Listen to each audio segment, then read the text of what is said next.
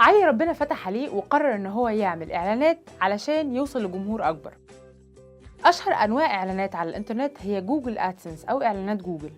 جوجل ادسنس ممكن تلاقيه في حتت كتير، اشهرها على المواقع او في نتائج بحث جوجل. طب انا ممكن اتخيل اعلان على موقع يبقى عامل ازاي، انما على جوجل، عارف لما بتدور على كلمه وبعدين تلاقي اول كام ريزلت او اول كام نتيجه بحث لونهم مختلف شويه؟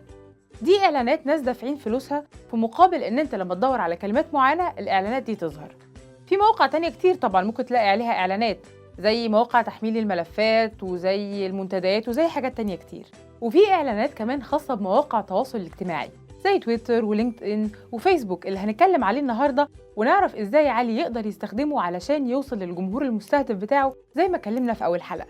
في الاول هندخل على اللينك ده وتختار صفحتك. لو عندك كذا صفحه هتلاقي اختيار ان انت تعمل اعلان لصفحتك بشكل عام وتزود اللايكات اللي فيها، او لبوست معين انت شايفه مهم.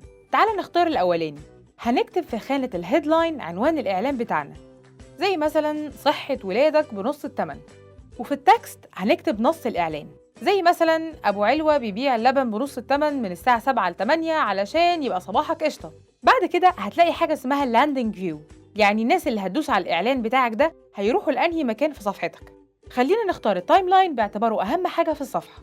لو عايز تستخدم صور تانية في الاعلان غير صوره الصفحه، ممكن تدوس على ابلود فوتو وتختار الصوره اللي بتحبها وتختار الصوره اللي انت شايفها مناسبه للاعلان. حاول تختار صوره جذابه ومعبره وما فيهاش تفاصيل كتير، لانها هتكون صغيره وابعادها حوالي 72 في 100 بكسل. على اليمين هتلاقي تصور لشكل الاعلان ده لما يظهر على اليمين زي اغلب اعلانات الفيسبوك اللي بنشوفها. لكن لو نزلت تحت شويه هتلاقي شكل الاعلان لما الناس تدوس لايك على صفحتك ويظهر وسط البوست على التايم لاين عندهم. ننزل تحت شويه علشان نختار البلد اللي بنستهدف جمهورها، وطبعا عليه هيختار ايجيبت، وهيبقى محدد اكتر انه يختار مدينه القاهره. هنلاحظ على اليمين في رقم طلع، ده عدد اعضاء الفيسبوك اللي في البلد دي ولسه ما عملوش لايك للصفحه. وبعدين هنختار السن المستهدف من كام لكام، او لو مفيش حد اقصى للسن نختار نو ماكس.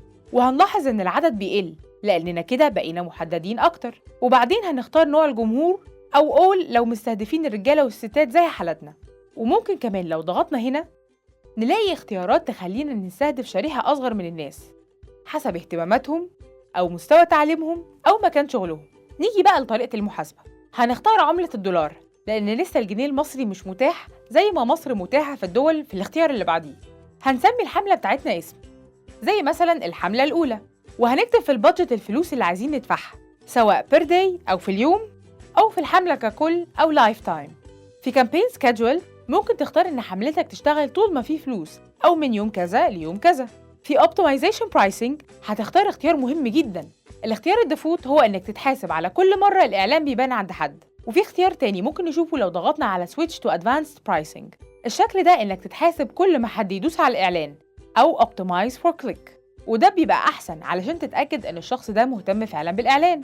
احنا هنا نختار شكل الحساب بالكليك. هنلاقي ان الفيسبوك ممكن يختار لنا انه يظبط كل كام كليك بكام علشان نوصل لاكتر لايكس ممكنه، او ممكن نحدد بنفسنا عايزين نقسم ميزانيتنا قد ايه لكل كليك. وبعدين ندوس ريفيو اد ونبص بصه اخيره، وبعدين ندوس على اد فاندنج سورس ونختار طريقه الدفع اللي بنحبها. لو عندك تجربه مع اعلانات الفيسبوك شاركها معانا على صفحات تحرير اكاديمي على الفيسبوك وتويتر ويوتيوب، وبالذات لو صفحتك بتنتشر وتتوغل.